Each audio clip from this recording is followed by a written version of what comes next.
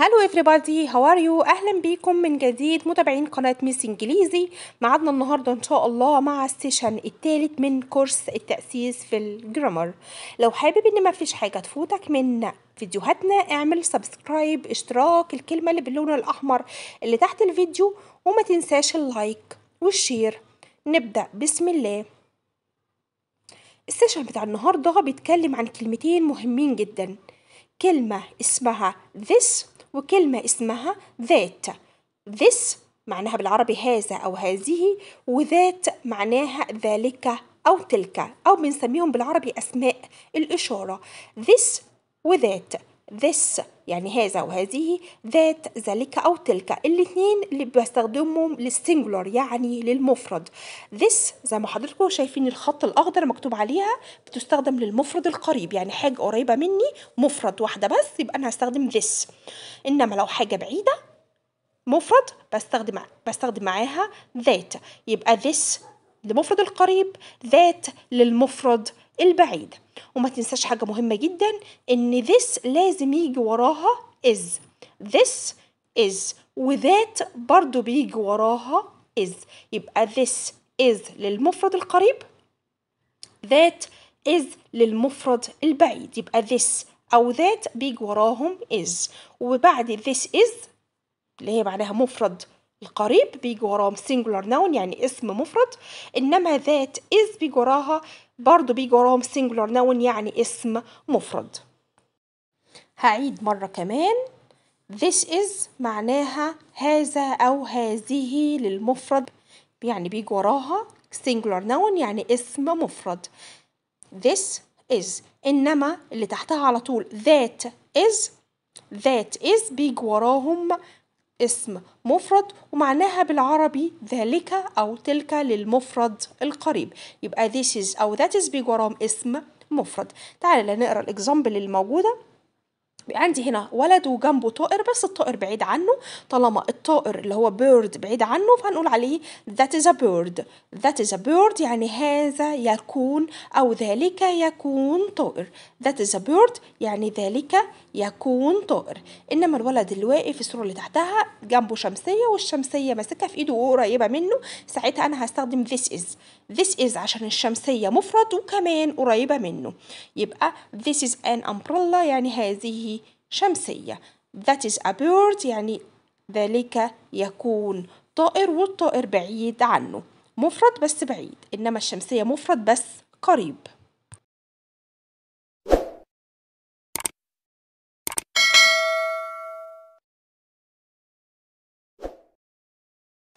لو انت من الأبطال ولسه مستمر معايا في السيشن الثالث من كورس التأسيس في الجرامر من كتاب بوك اند بن، اعمل سبسكرايب، اشتراك، وما تنساش اللايك والشير. يلا نقرأ اكزامبلز كمان على الشرح اللي احنا شرحناه وهنفهم اكتر. ده صورة ولد وجنبه صورة سلايد. سلايد طبعا كنا عارفين ان سلايد يعني زحلقة، طبعا السلايد دي حاجة مفرد وكمان هي جنبه قريبة منه، طالما مفرد وقريب يبقى انا هستخدم this is.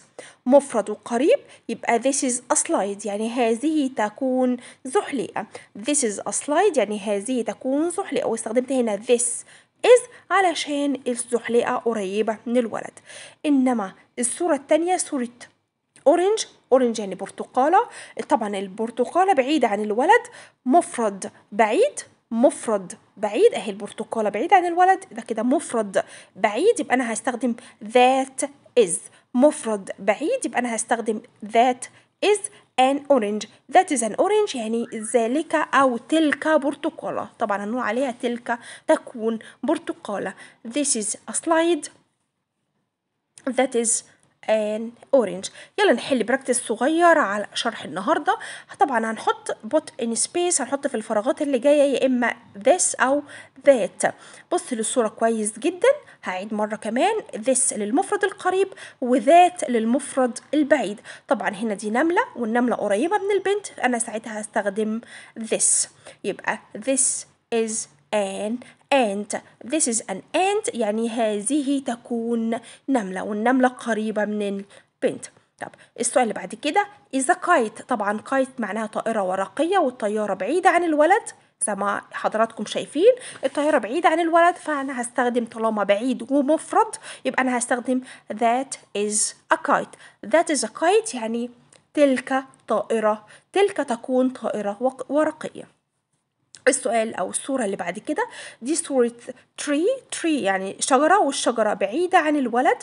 طالما بعيدة يبقى أنا هستخدم للمفرد عشان هي مفرد يعني حاجة واحدة بس، وكمان بعيدة عن الولد يبقى أنا هستخدم that is a tree يعني ذلك، أو ممكن نقول عليها تلك تكون شجرة. السؤال الرابع number 4 دي صورة بنت طبعا ماسكة الدراع بتاعها، وكنا عارفين دراع يعني arm is an arm. طبعا الدراع بالنسبة لها قريب يبقى أنا هستخدم this is an arm.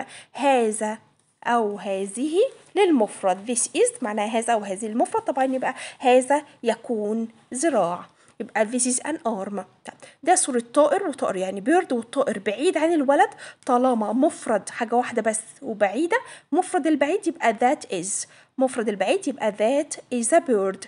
that اللي أنا بشاور عليها يبقى that هنزلها في السبيس في النقط، أكتب that is a bird يعني هذا أو ذلك يكون طائر. الصورة اللي بعد كده nose is a nose. طبعا النوز أنف طبعا قريبة مننا جدا، طالما الحاجة مفرد وقريبة أنا هستخدم this is a nose يعني this بكتبها اهو this is a nose يعني هذه تكون أنف. طب آخر سؤال معايا is an eye. طبعا أنا سمع حد شطور بيقول إن eye يعني عين، وعين دي تبقى قريبة، يبقى أنا على طول هستخدم الحاجة المفرد القريب اسمها this. سمع حد شاطر وقال لي this. لو استفدت من شرح النهاردة أو الفيديو عجبك يا ريت تعمل سبسكرايب، اشتراك، الكلمة اللي باللون الأحمر اللي تحت الفيديو، وما تنساش اللايك والشير، وبالتوفيق إن شاء الله. Goodbye.